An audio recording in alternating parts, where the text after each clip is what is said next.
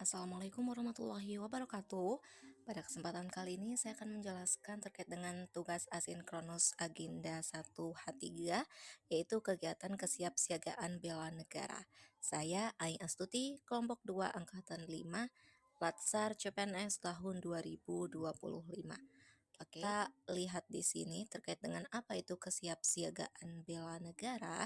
Jadi ada 5 kategori atau 5 bab yang akan kita bahas di sini. Pertama adalah bab pendahuluan. Jadi untuk di bab pendahuluan ini terkait dengan pembangunan karakter bangsa yang diselenggarakan, salah satunya itu melalui pembinaan kesadaran bela negara bagi setiap warga negara Indonesia dalam rangka penguatan jati diri bangsa yang berdasarkan kepribadian dan berkebudayaan berdasarkan Pancasila dan Undang-Undang Dasar 1945. Kesiapsiagaan bela negara merupakan aktualisasi nilai-nilai bela negara dalam berkehidupan bermasyarakat, berbangsa, dan bernegara sesuai dengan peran dan profesi dari warga negara tersebut. Nah, untuk kesiapsiagaan bela negara, untuk apa sih kesiapsiagaan bela negara itu?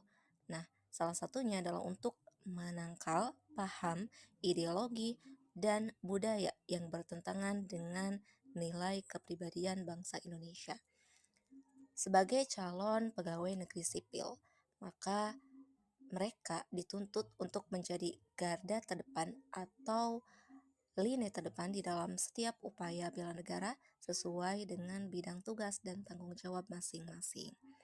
Untuk bab 2 adalah terkait dengan kerangka kesiapsiagaan bela negara dalam pelatihan dasar CPNS. Apa sih itu bela negara? Nah, untuk bela negara sendiri itu merupakan kebulatan sikap, tekad, dan perilaku warga negara yang dilakukan secara ikhlas, sadar, dan disertai dengan kerelaan berkorban separuh jiwa raga yang dilandasi oleh kecintaan terhadap Negara Kesatuan Republik Indonesia berdasarkan Pancasila dan Undang-Undang Dasar 1945. Untuk dasar hukum dari bela negara sendiri itu termaktub di dalam Undang-Undang Dasar 1945 pasal 27 ayat 3 yang isinya adalah semua warga negara berhak dan wajib ikut serta dalam upaya pembelaan negara. Kemudian di pasal 30 ayat 1 yang berbunyi tiap-tiap warga negara berhak dan wajib ikut serta di dalam upaya pertahanan dan keamanan negara. Nah, terkait dengan kesiapsiagaan bela negara di dalam Latsar CPNS ini,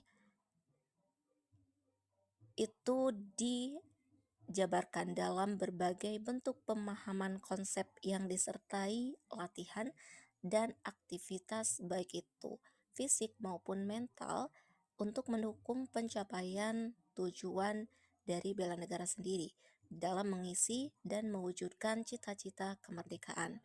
Kesiapsiagaan yang dimaksud itu adalah kemampuan setiap CPNS untuk memahami dan melaksanakan kegiatan olah rasa, olah pikir, dan olah tindak di dalam pelaksanaan kegiatan keprotokolan yang didampingi meliputi pengaturan tata tempat, tata upacara, tata tempat, dan tata penghormatan yang berlaku di Indonesia sesuai peraturan perundang-undangan yang berlaku.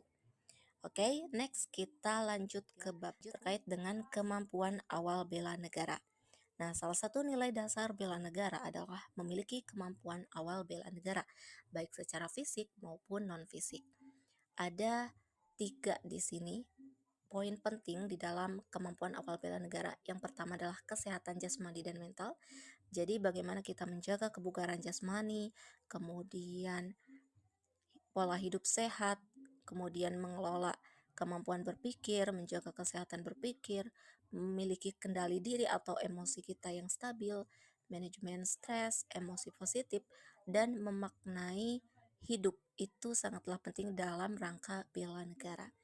Nah, kemudian terkait dengan etika ataupun moral itu juga sangat dibutuhkan di dalam kemampuan awal bela negara. Dan terakhir adalah kearifan lokal. Kearifan lokal di sini mengandung nilai-nilai jati diri bangsa yang luhur dan terhormat yang membedakan dengan bangsa lain. Nah, Untuk selanjutnya, ini adalah terkait dengan rencana aksi bela negara. Ada 5 nilai-nilai dari bela negara. Yang pertama adalah cinta tanah air, yang kedua adalah sadar berbangsa dan bernegara, yang ketiga setia kepada Pancasila, keempat rela berkorban untuk bangsa dan negara, dan yang terakhir adalah memiliki kemampuan awal bela negara. Kita ke poin yang kelima, untuk kegiatan kesiapsiagaan bela negara.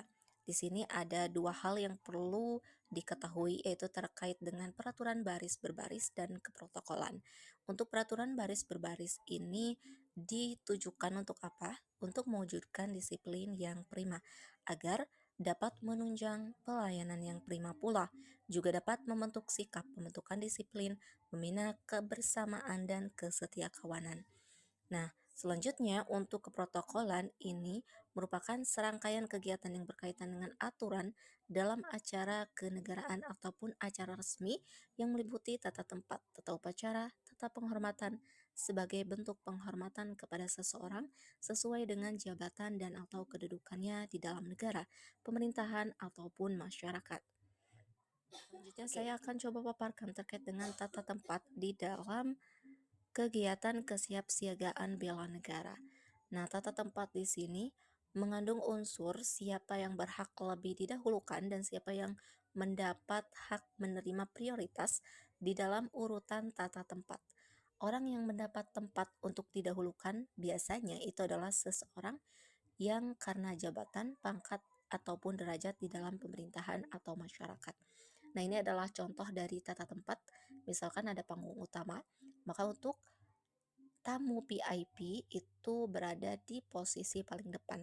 Kemudian lanjut ke tamu prioritas dan terakhir adalah tamu peserta dan undangan. Itu untuk urutan tata tempat. Nah, mungkin demikian terkait dengan resume saya dalam kesiapsiagaan bela negara. Terima kasih. Wassalamualaikum warahmatullahi wabarakatuh.